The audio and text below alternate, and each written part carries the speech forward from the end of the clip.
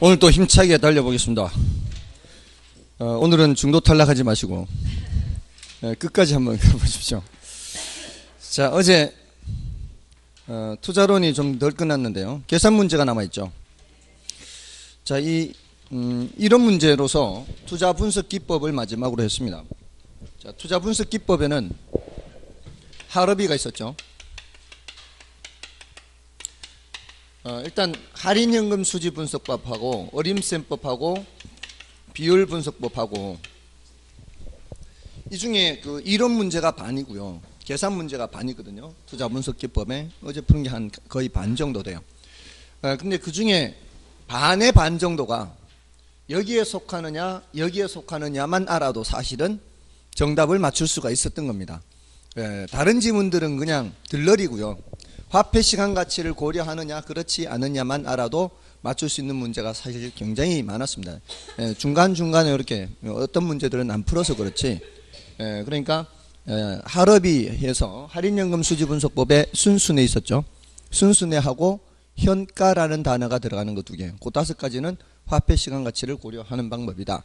이걸 기억하시고 그 다음으로 쉬운 것이 뭔가 하면은 조금 더 어려운 거죠. 그게 이제 순현가가 0보다 크냐 작으냐, 수익성 지수가 1보다 작으냐 크냐 작으냐, 또는 내부 수익률이 요구 수익률보다 크냐 작으냐, 요거 의사결정 기준 가지고 판단하는 좀 쉬운 문제가 있었고요.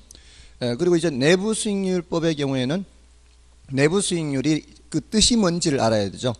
그거는 이제 순현가가 0이 되도록 하는 할인율, 유입현가와 유출현가가 같도록 하는 거, 그리고 수익성 지수가 1이 되도록 하는 할인율, 그 내부 수익률의 뜻을 알아두셔야 되고요.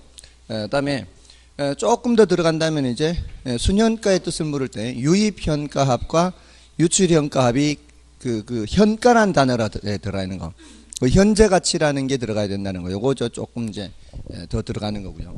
그다음에 이제 그 할인을 할 때 순현가법과 내부 수익 순현가법과 수익성 지수법은 요구 수익률로 할인을 하는데, 얘네들은 순순히 할 때 요놈들은 요구 수익률로 할인하는데 요거는 내부 수익률로 할인한다. 뭐 이런 게 이제 조금씩 더 들어가요.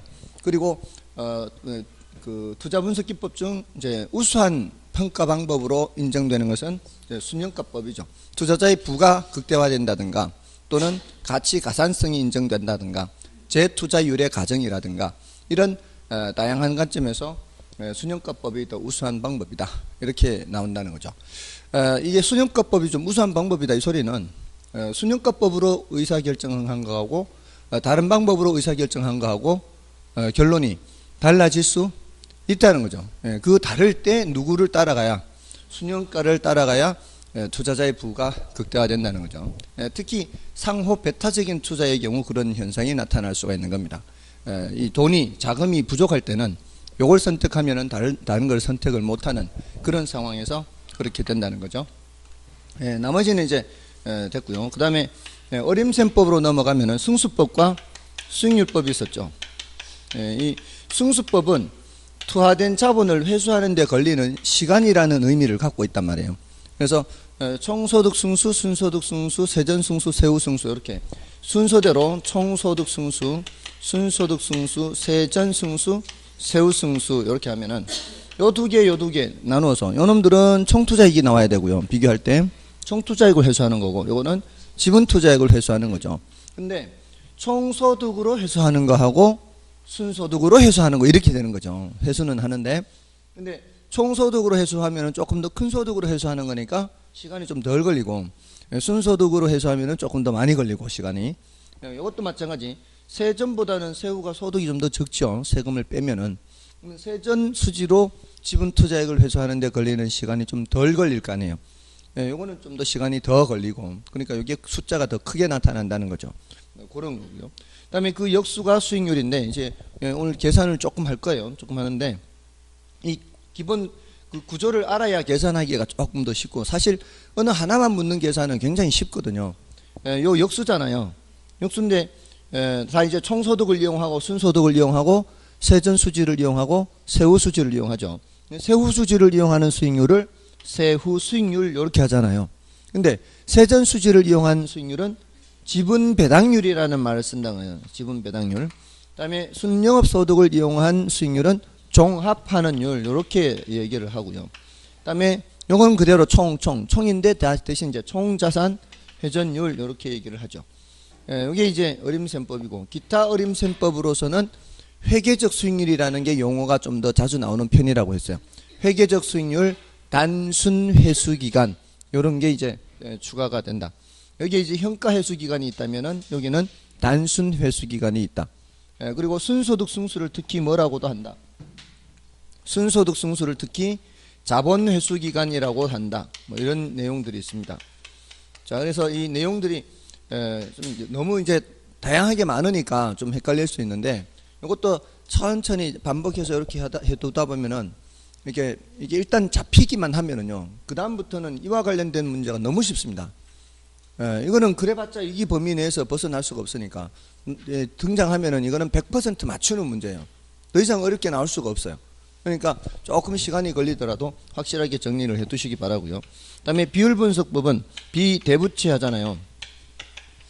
이거는 이제 대부 비율, 부채 감당률, 채무 불이행률, 그다음에 영업 경비 비율 이렇게 되죠. 영업 경비 비율. 대부 비율은 전체에서 남의 것이 차지하는 비율이죠. 그래서 남의 것 비율 이렇게 생각하면 돼요. 근데 대부 비율과 같은 의미를 갖고 있는 것이 저당 비율, 융자 비율, 대출 비율, 담보 인정 비율, 영어로는 LTV 뭐 이렇게 굉장히 다양하잖아요. 근데 뭐는 다르다. 부채 비율은 다르다 그러죠. 부채 비율은. 부채 비율은 뭐예요? 부채 비율은. 이거는 내가 뿐의 남의 것이잖아요. 그래서 따로 기억해야 되고요. 이 부채 비율은 지렛대 효과에서 주로 써먹습니다. 얼마나 싼 이자를 몇 배 뻥튀기 한다 할 때 그 몇 배에 해당하는 게 부채 비율이란 말이죠. 써먹는 위치가 달라요. 대부 비율은 대출받을 때 몇 프로까지 대출받느냐 할 때 써먹는 거고요. 그다음에 이제 부채 감당률은 부채를 감당할 수 있는 능력인데 누가 감당한다고요? 순영업 소득이. 그다음에 채무 불이행률은 채무 불이행할 가능성 해서 요거는 유효 총소득이 그 위에 있는 영업 경비와 부채 서비스를 모두 감당해야 되거든요. 순영업 소득은 부채 서비스만 감당하면 되지만 그 위에 있는 유효 총소득은 영업 경비와 부채 서비스를 모두 감당해야 돼요. 그걸 말하는 거고. 그다음에 영업 경비 비율은 영업 경비가 차지하는 비율이란 말이에요. 영업 경비가 차지하는 비율은 총소득에서 영업 경비가 차지하는 비율이다 이런 의미인데 그 총소득이 보통 이제 우리 시험에서는 유효 총소득을 많이 물었어요. 근데 지난해 처음으로 총소득을 기준으로 해서 가능 총소득을 기준으로 해서 영업 경비를 물었습니다. 그러니까 문제에서 제시하는 대로 대답을 하면 되는 거죠. 문제에서 유효 총소득 기준 뭐 영업 경비가 몇 %다 그러면 유효 총소득 기준 하면 되고 또 가능 총소득을 기준해서 몇 %가 영업 경비다 그러면 가능 총소득을 기준으로 하면 되고 그렇게 생각을 하면 되는 겁니다. 이게 이제 가유 순전후에서 영업 경비가 요 자리에 들어가잖아요. 요 자리에 들어가는데 보통은 이제 여기에서 몇 %란 말이에요. 바로 밑에 있으니까. 근데 지난해 처음으로 가능 총소득이 몇 프로 이렇게 출제가 됐던 겁니다. 자, 여기 이제 간단하게 이제 이론 정리가 됐는데 자, 계산 문제를 좀 풀어보겠습니다. 많이는 못 풀더라도 대표적인 것은 좀 풀어보겠는데 그 114쪽에 50번 자, 이 50번이 바로 이 영업 경비 비율 문제죠. 이게 바로 지난해 출제됐던 거죠. 1년간 운영 실적 자료이다 하면서 가능 총소득에 대한 영업 경비 비율을 했죠. 그럼 이제 가유 순전 후 이렇게 계산을 해야 될 거 아니에요. 이제 영업 경비가 어디 들어가는 거예요? 요 자리 들어가죠, 경비가. 그럼 이제 가능 총소득은 여기 있으니까 요 놈하고 요 놈을 알아야 되겠죠. 요 두 놈을 알면은 이제 계산을 하면 되니까 호당 임대료가 연 500이고 60호니까 500에 60호면 얼마예요? 3억이죠. 3억. 아침부터 계산하려니까 이제 아직 이제 워밍업이 덜 돼서 3천인지 3억인지 저도 지금 순간적으로 헷갈렸어요. 평소에 저답지 않습니다. 500이면 6개만 돼도 3천 아니에요. 자, 아무튼 그렇고요. 다음에 이제 공실률이 10%잖아요.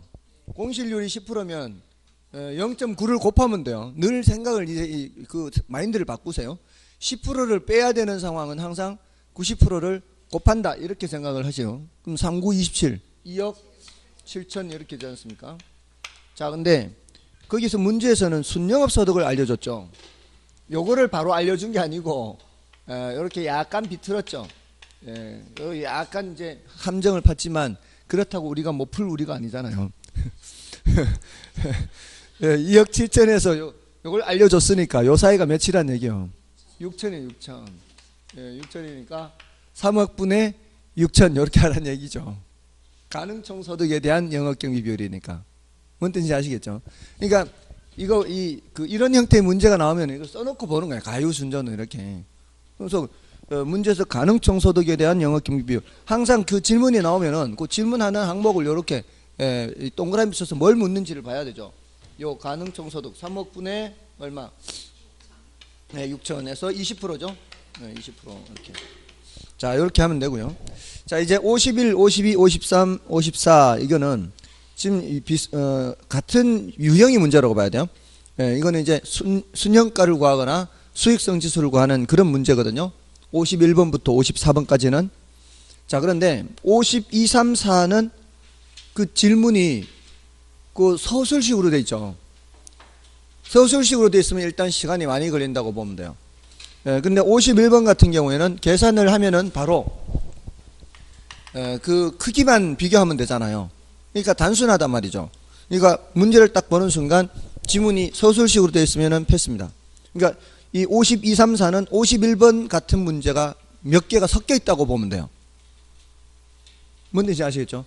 그러니까 사실은 제가 51번 하나만 풀어드려도 밑에 있는 문제들을 푸실 수는 있어요. 하나만 시간이 더 걸리는 시간이. 그러니까 제가 대표 문제 그냥 51번을 풀어드릴 테니까 연습은 이걸로 해보십시오. 52번, 53번, 54번. 왜냐하면 얘는 수익성 지수도 묻고 순형가도 묻고 이것저것 다 물으니까 시간이 더 걸린단 말이에요. 자, 근데 원리는 똑같으니까 그걸 이제 말씀을 드릴게요. 자, 이제 A, B, C, D가 있고요. 그 다음에 현금 지출이 5, 4, 3이죠. 5천, 4천, 3천, 2천 이렇게 되는데, 자, 이게 금년의 현금 지출이죠. 현재 나가는 돈이에요. 나가는 돈. 근데 1년 후에 들어온 거, 1년 후에 들어오는 돈이에요. 이게 5786이고요.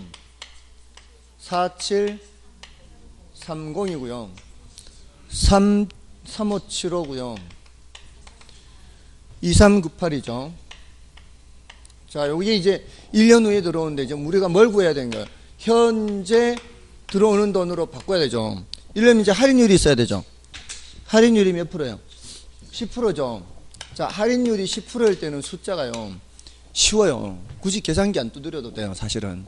할인율이 10%라는 얘기는 얘가 이쪽에 이제 뭔가가 10% 할증돼서 이렇게 됐다는 얘기잖아요. 할증돼서 10% 이렇게 됐다는 얘기는 여기 할증돼서 끝자리가 6이라는 얘기는 끝자리가 할증되기 전에는 10의 자리에 있었다는 얘기예요, 얘가. 그러니까 6 하면은 차이가 2죠. 2 있으면은 차이가 5죠. 5260이라는 얘기예요.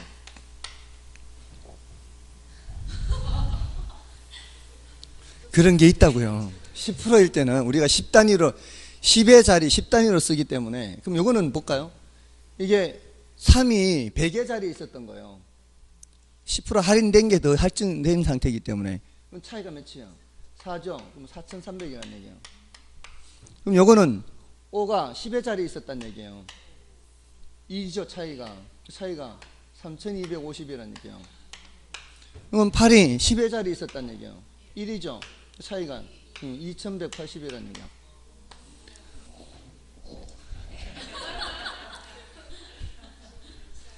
하든 알아서 하세요. 그냥 계산기 두드리면 되니까. 자, 이런 방법도 있어요. 근데 그러니까 5260과 5000을 빼기 하면은 뭐예요? 그게 순형가거든요. 지금 이 문제는 순형가 크기 순서를 묻잖아요. 순형가를 계산할 때는 빼는 거예요. 빼는 거. 딴 생각하지 말고 이제 따라오세요. 이거 나중에 생각하고. 왜 저렇게 될까 자꾸 생각하지 말고. 여기는 300, 여기는 250, 여기는 180 이렇게 되죠. 자, 이 문제는 이제 순형가를 물었으니까 정답은 이제 나왔어요. 이게 제일 크고 B, A, CD인데 만약에 수익성 지수를 묻는다. 그러니까 그 밑에 문제들은 이거 다 해야 된단 말이에요. 52, 53, 54는 이걸 두 개를 다 해야 되거나 또는 뭐 수익성 지수를 하더라도 뭐 이렇게 비교하거나 이런 거거든요. 그럼 수익성 지수 하려면 어떻게 하면 돼요? 요거 나누기 5천 하는 거예요. 빼는 게 아니라 그 나누기잖아. 빼기 할 걸 나누기로만 바꾸면 수익성 지수라 그랬잖아요. 요거 빼기 5천이 아니라 그러면 순현가인데 요거 나누기 5천 이렇게 하는 거라고요. 아시겠어요? 됐죠? 네, 그렇게 하면 이제 수익성 지수도 할 수 있다고요. 그건 계산기 해야 되니까 저도 못해요. 자, 이런 식으로 하면은 나머지도 이제 가능하다는 얘기고요. 네, 다음에 그 117쪽에 이제 55번은 질문이 뭐예요? 55번은 질문은 뭘 질문하고 있어요? 순현가와 내부 수익률을 묻고 있죠. 끝에 질문을 잘 봐요. 항상 계산 문제는 뭘 묻고 있는지를 보고 야 이건 내가 계산 못하겠다 싶으면은 패스해야 되는 거예요. 내부 수익률 묻고 있잖아요. 자, 문제에서 내부 수익률을 묻잖아요. 이건 나중에 생각한 거죠. 내부 수익률을 물으면 나는 기대 수익률을 대답하는 게 요령이라고요.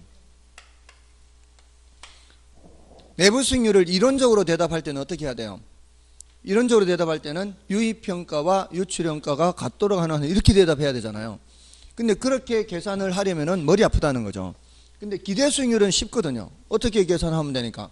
지금 얼마 나가서 5,000원이 나가서 6,000원이 들어오면 얼마의 수익을 내는 거예요?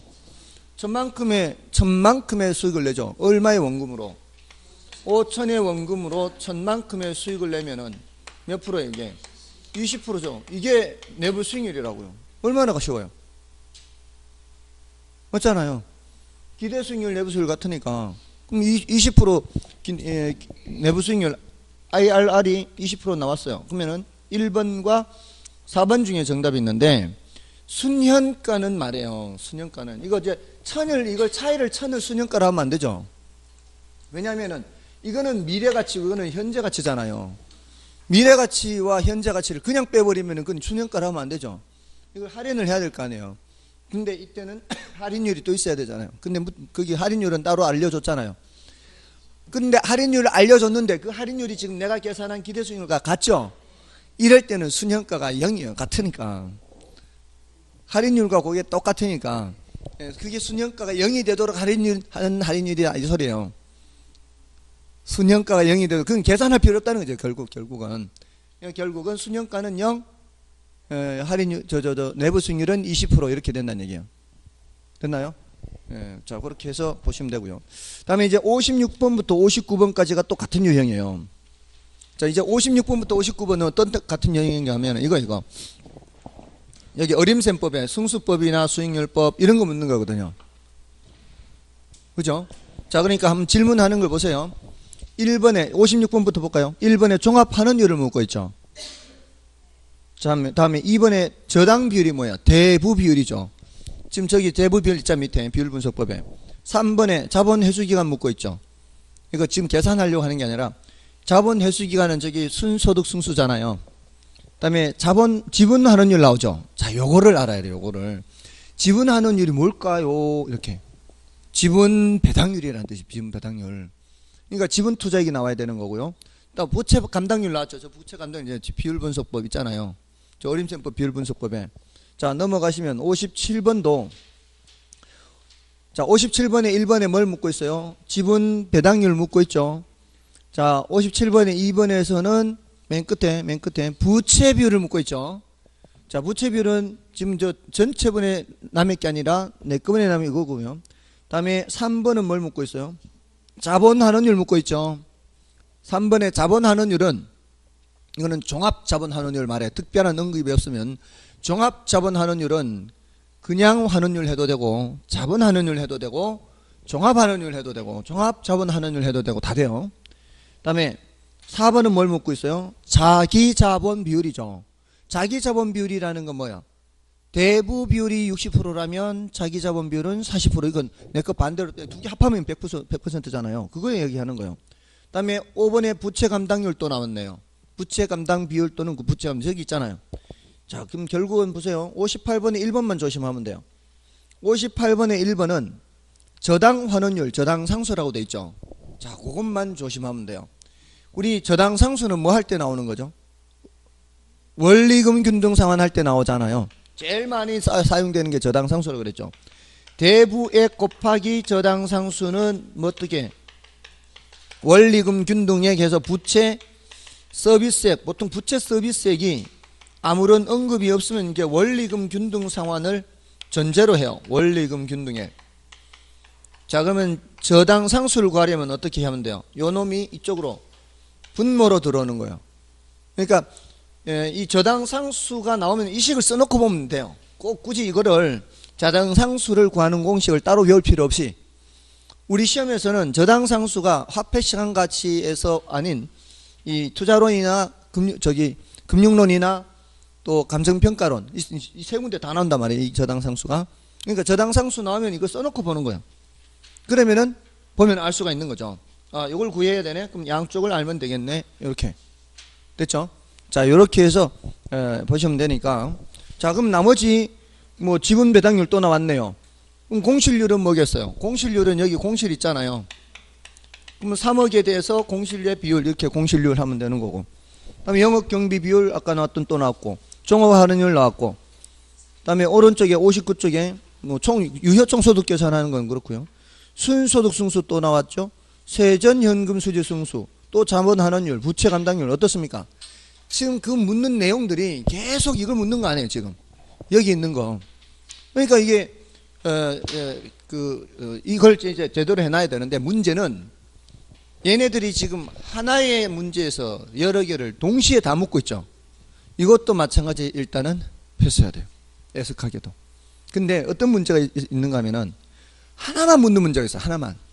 딸랑. 예를 들어서 순소득 승수를 구하세요. 이거 끝이에요. 그리고 이제 1, 2, 3, 4, 5에 뭐 2, 뭐 10, 15 뭐 이런 식으로 딱 나온단 말이에요. 그러면 순소득 승수 하나만 구하는 거는 뭐하고 뭐만 찾아내면 돼요. 순영업소득 찾아내면 될 거 아니에요. 그럼 순영업소득과 대응하는 투자액이 무슨 투자액이요? 총투자액이잖아요. 그거 두 개만 딸랑 계산해서 그냥 하면 되니까. 그런 문제도 있으니까 이걸 아예 안 하면 안 된다 이 말이죠. 그리고 이게 어제 했는 이론으로도 나오잖아요. 이론으로도 예를 들어서 순소득 승수는 지분 투자액에 대한 순영업 소득에 대한 지분 투자액의 비율이다. 이러면 틀리잖아요. 그러니까 그 이론으로도 나오니까 해야 되고 계산으로도 나오니까 그렇게 쉽게 계산 나오는 거는 풀어야 된다는 거죠. 됐죠? 일단 그렇게만 말씀드리고요. 이제 56번을 이제 하나만 풀어드릴게요. 56, 7, 8, 9 이제 여러 가지가 있지만 56번만 풀어드리겠습니다. 자, 갑은 현금으로 5억 원을 투자했대요. 그러면서 순영업 소득이 연간 얼마요? 순영업 소득이 연간 8천이에요. 자, 이런 부동산을 저당 지불액은 또 저당 지불액이 바로 뭐예요? 부채 서비스입니다. 자, 요거 이제 요런 표현들이 부채 서비스예요. 자, 이 공부를 이제 어느 정도 이제 내공이 쌓이면 문제 보이지 않는 것을 봐요. 보이지 않는 걸. Looking through the eyes of love. 사랑의 눈으로 보면은 안 보이는 게 보여요.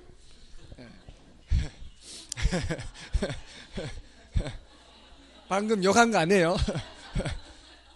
이게 사실은 그 아이스 캐슬즈라는 그 옛날 영화의 주제곡의 제목이었어요. Looking through the eyes of love. 사랑의 눈으로 보라는 거예요. 이게 안 보이는 걸 보란 얘기예요. 안 보이는 걸. 그게 뭔가 하면은 그 빙상판에 이제 아이스 피겨 스케이터인데 그 아이스하키 선수하고 이제 사랑을 나누다 둘이 헤어져서 다른 여자애하고 데이트하는 걸 보고 이제 여자애가 열받아서 막 화난 김에 이제 그 피겨 연습하다가 넘어져서 뇌를 다쳐요. 그래서 앞을 못 봐.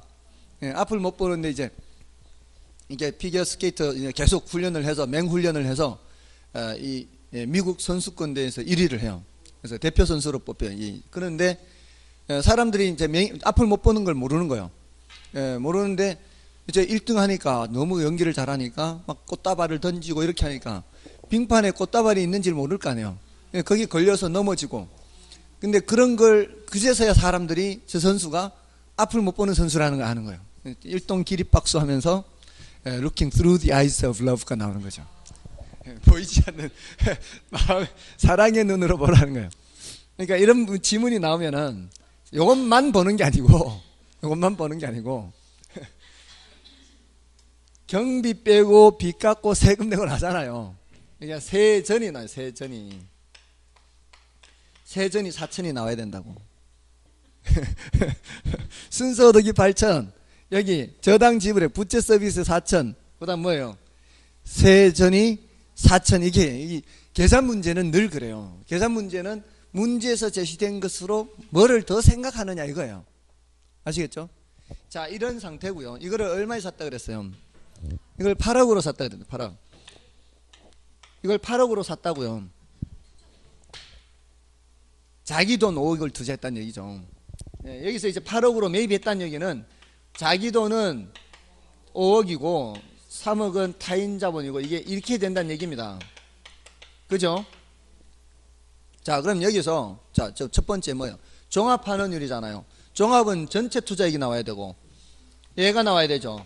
종합은 전체가 다 나와야 되고 순소득이 나와야 되고, 이거 딱 보면 이렇게 나오잖아. 이게 10% 금방 나오죠. 그러니까 써놓고 보면은 사실 이게 설마 종합환원율 하는데 8천분의 8억 이렇게 할 사람 없을 거 아니에요. 그렇잖아요. 그거는 순소득 승수가 되는 거라고요. 순소득 승수는 이게 순소득이 밑으로 가고 이게 총투자의 분자로 가는 거죠. 그러니까 총 순소득 승수와 종합환원율은 재료만 딱 찾으면은 사실은 헷갈릴 수가 없어요. 그렇잖아요. 그다음에 저당 비율은 남의 거 비율이죠. 저당 비율, 대부 비율 같은 거니까 남의 거 비율이니까 전체에서 남의 거 비율이잖아요. 그럼 8억 분의 3이잖아요. 8분의 3 0.375 나오죠. 그 다음에 자본회수 기간은 뭐예요? 자본회수 기간이 순소득 승수하고 같은 거 아닌가요? 조금 전에 이거 8천분의 8억 하면 이게 순소득 승수라고 그랬잖아요. 그놈이 자본회수 기간이라고요. 요거 역수 1번의 역수가 10이죠. 맞잖아요. 그럼 3번은 맞는 거고. 그 다음에 지분 환원율, 지분 배당률이죠. 지분 배당률 하면 누구 돈 나와야 돼요? 내 돈 나와야 돼요. 내 돈. 내 돈 나오고 세전이 나와야 되잖아요. 5분의 4와 같은 거니까 10분의 8이 8%잖아요. 맞나요? 근데 그 7%가 됐죠. 예, 4번이 틀린 거죠. 5억 분의 4천 이렇게 나와야 되니까. 됐습니까? 이거는 이제 8% 이렇게 되는 거예요. 다음에 마지막 부채 감당률이네요. 부채는 누가 감당한다고요? 부채는 얘잖아요. 얘가 감당하잖아요. 4천분의 8천 2가 되는 거죠. 됐습니까? 예, 이렇게 몇 개 숫자 안 줬는데도 아주 다양하게 질문을 하고 있습니다. 자, 그러면 됐고요. 자, 넘어가시고요. 다음에 이제 60번부터는 60번에서부터 68번까지는 모두 대출 가능 금액 계산하는 겁니다. 자, 근데 60번에서부터 65번까지는 주택에 대한 거고요. 그 다음에 66, 67, 68번은 상업용 부동산이에요. 상업용 부동산. 자, 그러면 상업용 부동산과 저 차이 그게 뭔가 하면은 대출 가능 금액 계산하는 거는 주택의 경우에는 지금까지 주택이든 상업용 부동산이든 제가 어릴 때도 그렇고요. 이명박 정부 들어오기 전까지는 다른 거를 안 보고요. 그냥 부동산 가격 보고 그냥 대출을 해줬어요. 주택이든 상업용 부동산이든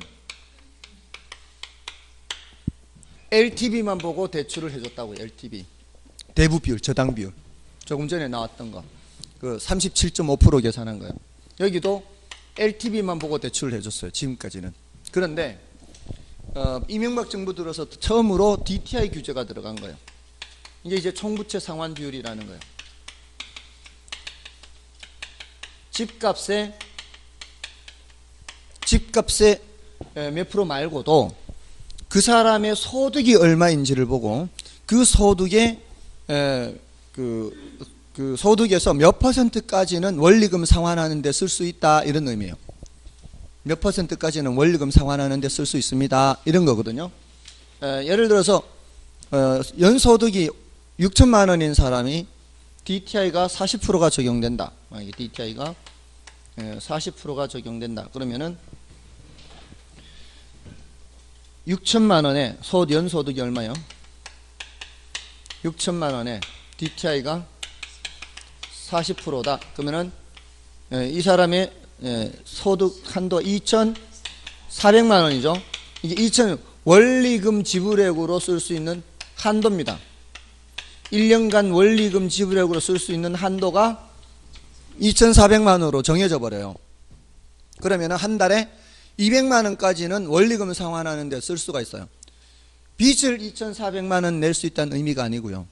예를 들어 10년 만기로 대출을 받는데 매달 200만 원까지 상환할 수 있도록 대출을 받을 수 있다는 얘기요. 이럴 때는 저당상수가 꼭 나와야 돼요. 저당상수를 곱해서 대부에게 저당상수를 곱해서 얘가 나와야 된다는 얘기예요. 그러니까 거꾸로 저당상수가 0.1이라면 이 값을 이걸로 나누면 되는 거예요. 그래서 구조는 간단해요.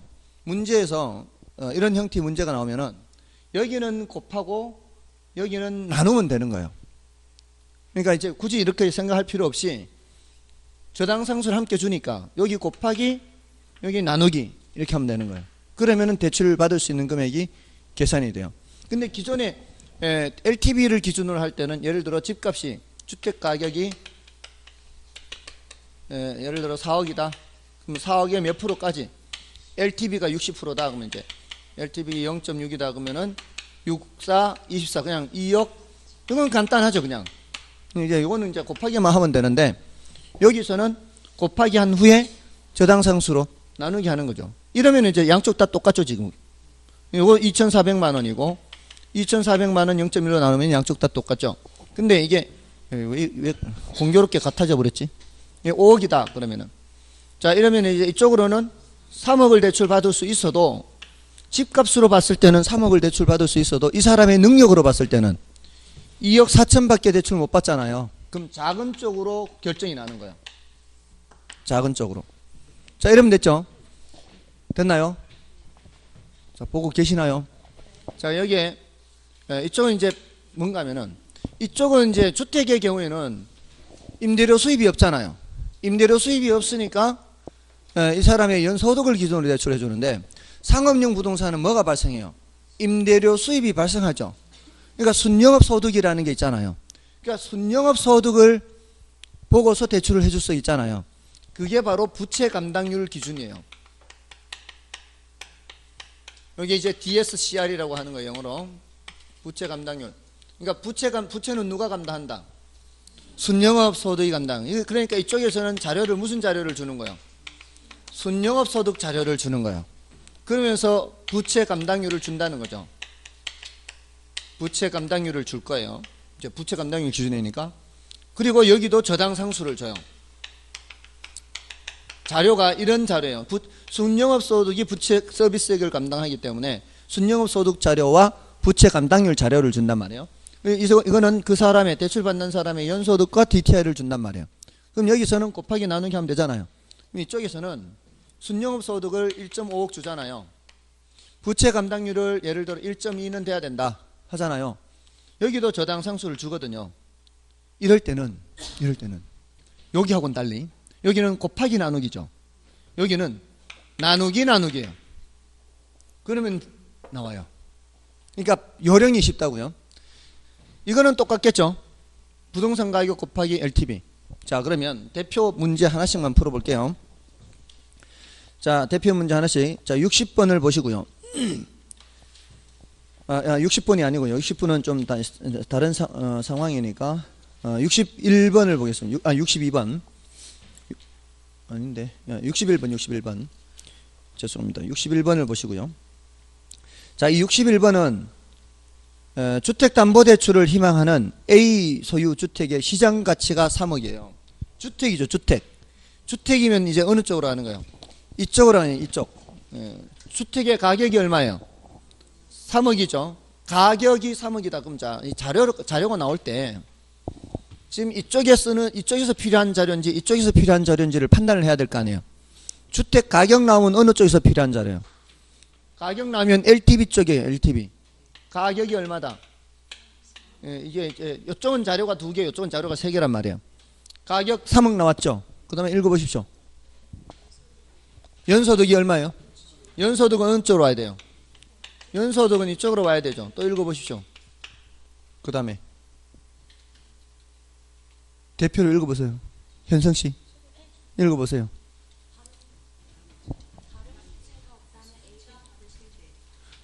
자료, 그 밑에 자료. 저당 상수는 어느 쪽 와야 돼요? 이쪽으로 와야 돼요. 이쪽. 저당 상수는 이쪽에 제일 밑에 쓰는 거예요. 몇이에요? 0.1. 또 LTV는요? 60% 이쪽으로 와야죠. LTV는 이쪽으로 와야 돼요.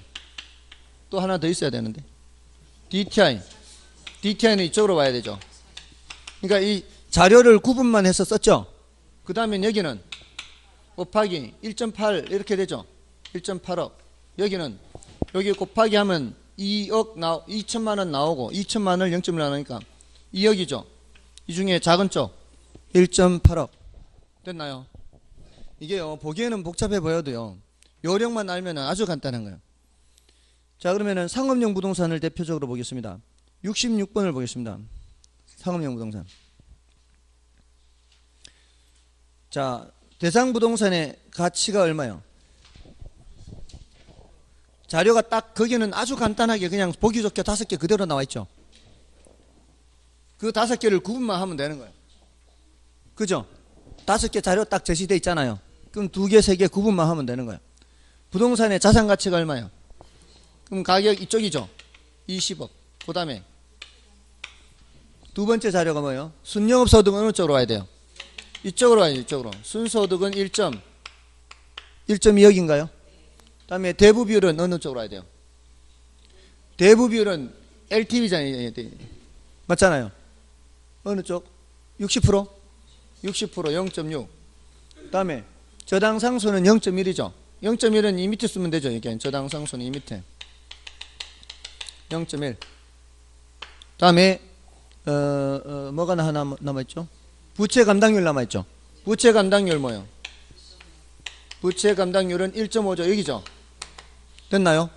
자, 그러면 여기는 그냥 곱하기 하면 되고 12억. 여기는 나누기라 그랬죠. 1.1을 1.5로 나누면 몇이에요? 0.8인가요? 0.8이죠. 0.8을 또다시 0.1로 나누면은 그럼 8이죠. 8. 그럼 작은 쪽 어디예요? 12억하고 8억하고 작은 쪽 8억이죠. 맞나요? 아, 여기는 이제 각각을 구하는 거네. 자산가치 기준은 12억. 그 다음에 현금 수지 기준은 8억. 이렇게. 쉽죠? 이때는 빈말이라도 대답해 주세요. 구조가 똑같다고요. 근데 그 아까 60번은 구조가 조금 달라요. 60번하고 62번은 약간 비튼 구조니까 그거는 따로 표시를 해 놓으세요. 60번하고 62번 60번 62번 약간 비튼 거고요. 다음에 63번이나 64번은 기존 담보대출이 있는 경우예요. 63번 64번은 기존 담보대출이 있는 경우. 그러니까 기본형에서 약간씩 비틀어진 거니까 그거는 여러분들이 연습을 좀 해보시면 되겠습니다. 됐죠? 됐어요? 안 됐어요? 네, 그렇게 하시고요. 다음에 124쪽에 69번을 보시면은 그 부채 비율에 관한 내용이다. 예, 이거 나왔죠? 앞에서도 부채 비율 계속 나왔잖아요. 이건 부채 비율은 내 거분에 남의 거잖아요. 예, 그렇게 해서 계산을 하시면 되겠습니다. 그리고 그 자산이라는 건 뭐라고 알려드렸었어요. 자산은 부채 더하기 자본 이렇게 했잖아요. 이거 이제 절약 개념 할 때도 했죠. 그래서 이렇게 해서 그 기억, 니은, 디귿, 리을 이렇게 계산을 해 보시면 되겠습니다. 부채 비율은 뭐분의 뭐니까 자본분의 부채 이렇게 자본분. 이게 내 거, 이게 남의 거니까. 됐죠? 자, 넘어가셔도 되겠습니다. 이제. 자, 금융론으로 넘어가겠습니다.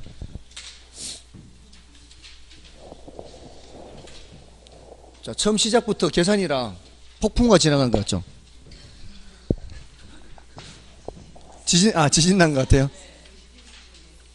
근데 요거는 지금 보시다시피 문제가 여러 번 나왔잖아요. 여러 번 출제된 거예요. 상당히 많이 출제됐으니까. 근데 사실 구조는 간단하잖아요. 그냥 곱하기만 하면은 LTV 이쪽 이 DTI 기준이냐 부채 감당률 기준이냐 주택이냐 상업용 부동산이냐 그래서 자료를 나눠서 곱하기 나누기 하느냐 나누기 하느냐 이렇게 되면 되죠. 자, 이제 그 126쪽의 금융론이에요. 자, 금융론에서는 그럼 지금 1번에서부터 3번까지는 그냥 뭐 금융의 기초 용어와 관련되는 내용인데 3번은 별로 신경 쓰지 않아도 돼요. 이 메자닌 금융 이거는 어쩌다 한번 나온 그런 거거든요. 메자닌이라는 것이 이탈리아어로 1층과 2층 이렇게 계단 층계 오를 때 계단 참 같은 거 있죠. 계단 참. 그걸 계단 참이라 그래요. 이렇게 층계 올라갈 때 이렇게 중간중간에 이렇게 좀 쉬게 하는 거. 계속 계단만 있으면 올라가기 너무 힘들잖아요. 그러니까 올라가다가 한두 걸음 정도는 평지를 걷게 하고 이렇게 올라가잖아요. 근데 어떤 경우에는 그 계단 참이 좀 널찍하게 돼 있어서 뭐 소파도 있고 뭐 이렇게 앉아서 쉴 수 있게 뭐 이런 곳이 있어요. 그런 거를 메자닌이라고 하는데 1층도 아닌 것이 2층도 아닌 것이 어중간하게 이렇게 중간 성격을 메자닌이라고 그래요. 그래서 지금 1번이나 2번 문제를 보시면은 하나는 지분금융을 묻고 하나는 부채금융을 묻고 있죠. 근데 3번은 그 두 개가 섞인 거를 묻는 거예요. 섞인 거. 섞인 건데 이거는 중요도는 낮아요. 그러니까 지분금융과 부채금융 성격이 모두 있는 걸 묻는 건데 그 1번이 그겁니다. 1번이 그 신주 인수권부 사채 있죠. 이거는 사채잖아요. 사채인데 어떤 성격이 있는 거예요? 주식을 인수할 수 있는 권리가 유보되어 있는 거예요. 그러니까 경우에 따라 뭐가 더 발행될 수 있다는 얘기예요. 경우에 따라 주식이 더 발행될 수 있다는 얘기예요. 그래서 두 가지 성격이 결합되어 있다 그러고요. 또는 전환사채하는 게 있어요. 전환이라는 얘기는 주식으로 바뀔 수 있다는 뜻이에요. 사채가. 그런데 이제 이거는 뭐 별로 중요한 건 아니고 그보다 차라리 1번, 2번이 더 중요한 거죠. 자, 1번, 2번에 1번 문제를 풀면 되겠죠. 지분금융에 속하느냐 부채금융에 속하느냐 요거 구별하는 겁니다. 요거 자기자본 조달하는 것이고 요거는 타인자본 조달하는 것이죠. 자기자본 조달하는 것의 특징은 수익을 배당해 준다는 거. 요거는 정해진 이자를 준다는 거죠. 그러니까 이게 주식이 대표적이죠. 요거는 채권이 대표적이고요. 그러니까 사채하는 것도 다 이거 채권 쪽입니다. 그죠?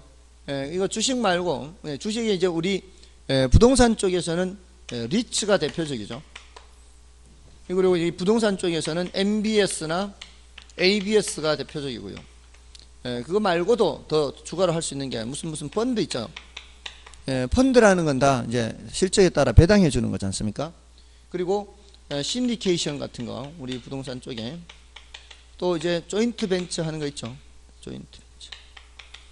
자, 이런 것들은 지분금융. 주식을 발행한다는 게 증자하는 거 있잖아요. 증자라고 하면 증자. 주식을 더 추가로 발행하는 걸 증자라 그러거든요. 그러니까 이게 증자라는 것도 다 이쪽에 와야 되는 거예요. 그다음에 차입하면 돈 빌리는 거잖아요. 차입 돈 빌리는 거. 또 담보신탁 하는 게 뭐예요? 담보신탁.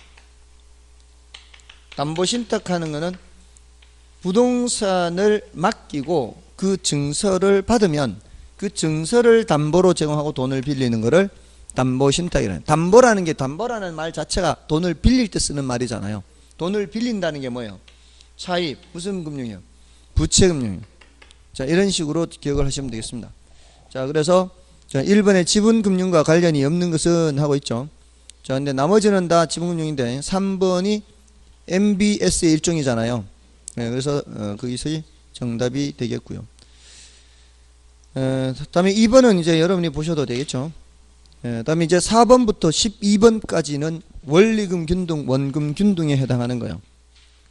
4번부터 12번. 엄청 많이 나왔다는 얘기입니다. 4번부터 12번까지니까 9문제, 물론 이제 중간중간에 고정금리, 변동금리도 섞여 있긴 한데 그러니까 거의 해마다 나왔다는 얘기예요. 그러니까 원리금 균등, 원금 균등, 최증식 상환, 요 구별, 요거는 이제 거의 해마다 나왔다는 얘기고, 고정금리, 변동금리, 요거는 그래도 좀 덜 출제돼서 한 서너 번, 너댓 번, 지문으로 포함된 것까지 치면은 그렇습니다. 그러니까 이거는 제일 중요하다고 했죠. 그 다음에 해야 되는 게 저당 유동화예요. 그 다음에 자금 조달 방법이거든요. 그러니까 수업 시간에 말씀드렸던 그 순서대로 거의 되어 있는 겁니다. 이게 이런 식으로. 그래서 지금 이게 4번부터 이제 원리금 균등, 원금 균등 시작되는데, 자, 일단 4번부터 풀어보겠습니다. 다음 그림 1은 주택저당대출 원리금 지급액의 추이를, 그림 2는 주택저당대출 잔액의 추이를 표시한 것이다. 기업가 니은에 해당되는 주택저당대출의 상환 방식은 했죠. 원리금 지급액이 일정해요. 기업은 그건 뭐예요? 원리금 균등이죠. 근데 잔액이 곡선의 형태로 줄어드는 게 아니라 직선의 형태로 줄어드는 건 뭐예요? 원금 균등이죠. 원금 균등에서는 모든 것이 직선으로 다 움직입니다. 자, 그래서 이거는 뭐 쉬운 거고요. 다만 조심해야 되는 게 이렇게 수평으로 나온다고 무조건 원리금 균등하면 안 되고, 이자가 이렇게 돼 있으면 뭐예요? 이자가 똑같은 거예요. 만기 일시상환, 계속 이자만 내다가, 아시겠죠? 자, 이렇게 오해하지 마시고요. 다음에 자, 5번, 6번은 여러분이 봐주셔도 되겠고요. 7번을 보겠습니다. 7번에 주택저당대출 방식 중 고정금리 대출 방식인 원금 균등분할 상환과 원리금 균등분할 상환에 관한 설명으로 틀린 것은, 자, 1번에 대출 기간 초기에는 원금 균등분할 상환 방식의 원리금이 원리금 균등분할 상환 방식의 원리금보다 많다. 맞나요? 자, 이게 요렇게 되잖아요. 요렇게. 이게 원금 균등이고 여기가 원리금 균등이잖아요. 그러니까 이게 제일 중요한 그래프입니다. 사실 최증식. 이게 뭐예요? 여기가 원리금 지불액이죠. 원리금 지불액이 초기에 제일 많은 게 누구예요? 원금 균등이죠. 그래서 초기에는 원금 균등 분할 상환 방식 원리금이 더 많죠. 예, 맞고요. 자, 요거는 자주 나옵니다. 이건 9번의 기억에도 있고요. 18번에 5번에도 있어요. 표시만 해놓으시면 돼요. 그 9번의 기억, 이렇게 9번의 기억, 18번에 5번 이렇게 표시만 해놓고 가면 되죠. 그 다음에 이번에 대출자 입장에서는 차입자에게 원리금 균등분할 상환 방식보다, 이거죠. 원리금 균등분할 상환 방식보다 원금 균등분할 상환 방식으로 대출해 주는 것이 원금 회수 측면에서 보다 안전하다. 그죠? 더 많이 회수가 되니까 초기에. 맞죠? 그 다음에 원리금 균등분할 상환 방식은 얘는 원금 균등분할 상환 방식에 비해 대출 초기에 소득이 낮은 차입자에게 유리하다. 맞죠? 소득이 낮은 사람은 초기부터 많이 부담하는 거는 좀 부담스러울 수 있잖아요. 그 다음에 4번에 원리금 균등분할 상환 방식은 얘는 원금 균등분할 상환 방식에 비해 초기 원리금에서 이자가 차지하는 비중이 크다. 요거는 원리금 균등분할 상환 방식은 이자가 초기에는 원금 균등 방식이든 원리금 균등 방식이든 이자는 똑같을 거 아니에요. 똑같은 이자인데 원리금 균등은 요만큼 갖다 주는 거고 원금 균등은 이만큼 갖다 주니까 비중이라는 것은 여기에서 얘가 차지하는 비중하고 여기에서 얘가 차지하는 이렇게 따져야 되니까 원리금 균등 상환에서는 이자 비중이 훨씬 더 크죠. 그래서 맞는 말이고요. 그 다음에 중도 상환 시 차입자가 상환해야 하는 저당 잔금은 원리금 균등분할 상환 방식이 원금 균등분할 상환 방식보다 적다. 이게 틀렸죠. 중도 상환한다면 중간에 갚는 거예요 지금. 근데 원금 균등은 더 많이 갚았잖아요. 더 많이 갚았기 때문에 지금 잔금이 더 적은 상태죠. 맞나요? 그러니까 잔금이 더 적은 것은 원금 균등 분할 상환 방식이 더 적은 겁니다. 그래서 5번이 틀렸죠. 자, 요거는 12번에 5번 지문에도 있어요. 그러니까 이 나왔던 게 또 나온단 말이에요. 그러니까 나왔던 거 또 나오는 이런 것들을 틀리면 안 되는 거예요. 그리고 4번 지문은 좀 난이도가 높아요. 비중이라고 하는 거 있죠. 비중이라고 하는 게 난이도가 높다 그러면 이걸 미리 준비를 하고 있어야 되죠. 비중이라는 걸 물으면 난이도가 높으니까 미리 준비를 하고 있어야 돼요. 혹시라도 지문 속에 비중 나오면은 비중은 초기에 이자 비중이 누가 더 크다. 원리금 균등 상환이 이자 비중이 더 크다. 항상 그걸 준비를 하고 있어야 되는 거죠. 문제에서 이걸 물을 가능성이 있다니까요. 예, 난이도 높은 것들은 난이도를 조절할 때는. 뭔지 아시겠죠? 그러니까 그 4번 지문은 따로 써놔야 되죠. 이자 비중을 물을 때는 난이도가 높다. 미리 준비를 해놓고 또 중도 상환 시 잔금도 묻는구나. 중도 상환 시 잔금은 누가 더 적게 남는다. 원금 균등 상환이 더 적게 남는다. 왜? 많이 갚기 때문에. 됐죠?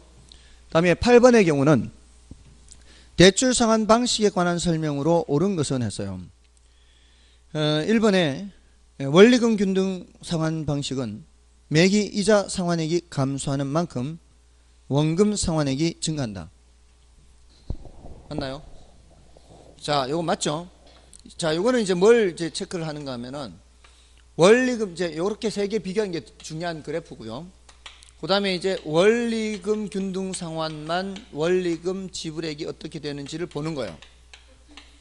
이게 원리금 균등이잖아요. 요것만 따로 떼놓고 오면은 이자는 이렇게 되고 이걸 보는 거예요. 원금 상환은 이렇게 되고 이걸 따로 보는 거죠.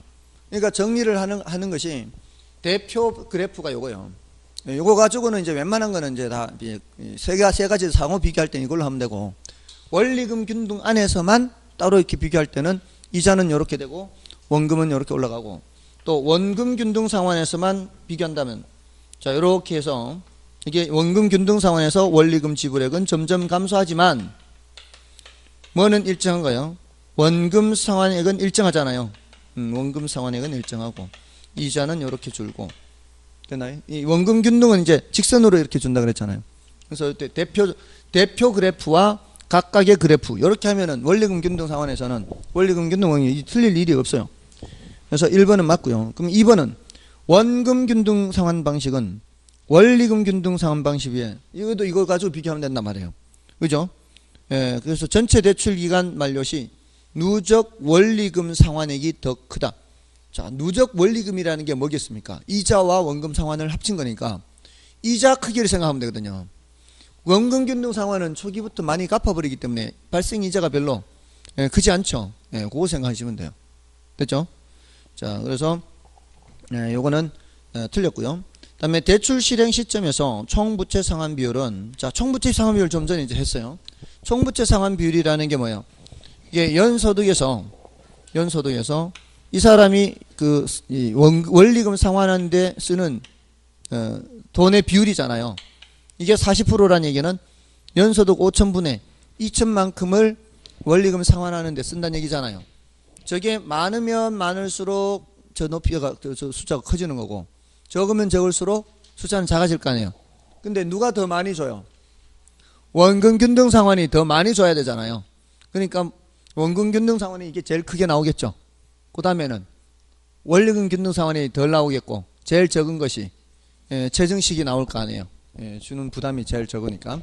그래서 대출 실행 시점에서 총부채 상환 비율은 누가 제일 커요? 체증이 제일 크다고? 원금 균등이 제일 크죠.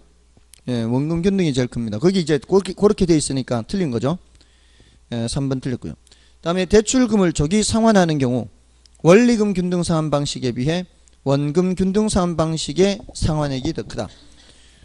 조기 상환하는 경우 이것도 뭐예요? 지금 그 위에 5번 지문하고 같아요. 조기 상환하는 게 잔금을 생각하는 잔금. 그러니까 7번에 5번 지문과 같은 거죠. 7번에 5번 지문하고 같아요. 그죠? 8번에 그 4번 지문과 7번에 5번 지문이 같은 거예요. 다음에 그 체증 상환 방식은 대출 잔액이 지속적으로 감소하나요? 처음에는 좀 올라가죠. 빚이 올라가잖아요. 이게 처음에는 이게 이자에도 미치지 못하니까 초기에 부의 상환이 발생하잖아요. 부의 상환이 발생하는 초기에는 빚이 더 올라가다가 이제 그 다음에 이제 내려오는 거죠. 그래서 틀렸어요. 자, 됐죠? 자, 그러면 나머지는 자, 넘어가 보시면은 자, 9번 자, 이것도 마찬가지 그런 형태 문제니까 여러분이 보셔도 되겠고요. 10번 자, 10번 볼까요? 10번 다음 중 대출 실행 시점의 총부채 상환 비율이에요. 총부채 상환 비율이 가장 높고 자, 이게 D차이잖아요. 총부채 상환 비율이 가장 높은 게 누구라 그랬어요? 총부채 상환 비율이 제일 높은 거는 제일 부담이 큰 거잖아요. 원금 균등이잖아요. 그 원금 균등이 제일 높고 대출 실행 후 10년이 되는 시점에 대출 비율이 그 부채 잔금을 생각하는 거잖아요. 제일 가장 낮은 상환 방식은 이렇게 묻고 있죠. 지금 이 문제는 앞에 거 하나만 찾으면 뒤에 거는 찾을 필요가 없죠. 지금 거기에 지금 하나만 묻고 있잖아. 하나만. 그러니까 이 문제는 바보같이 묻는 거죠. 각각을 질문했는데 둘 중에 하나만 알면은 답을 구할 수 있도록 물었잖아요. 그러니까 이건 바보같이 물은 거라고요. 사실은 이미 처음에 거 계산해서 처음에 거 총부채 상환비율이 가장 높은 거 알았으면은 끝나는 거죠. 벌써 뒤에 건 안 읽어도 되죠. 뭔 뜻인지 아시겠죠? 그 10년 시점 대출 실행 후 10년 시점에 대출 비율이 가장 낮다는 얘기는 빚을 제일 많이 갚았다는 얘기잖아요. 됐나요? 그러니까 같은 얘기예요. 자, 그래서 원금 균등 분할이고요. 자, 이제 좀 그 11번은 이제 이거는 이제 중요도가 좀 낮아요. 2년 전에 출제가 됐기 때문에 올해는 중요도가 낮고요. 다음에 12번도 마찬가지. 아까 여기는 이제 원리금 균등, 원금 균등과 또 변동금리, 고정금리가 섞여 있어요. 근데 아까 그 몇 번에서 말씀드렸죠? 7번에서 말씀드렸듯이 12번에 5번 지문 보세요. 5번 지문. 차입자가 대출액을 중도 상환할 경우 원금 균등 상환 방식은 원리금 균등 상환 방식보다 대출 잔액이 적다. 이렇게. 그죠? 이건 앞에 나왔던 거니까 됐고요. 자, 나머지는 그 변동금리, 고정금리와 관련된 게 2번, 4번이거든요.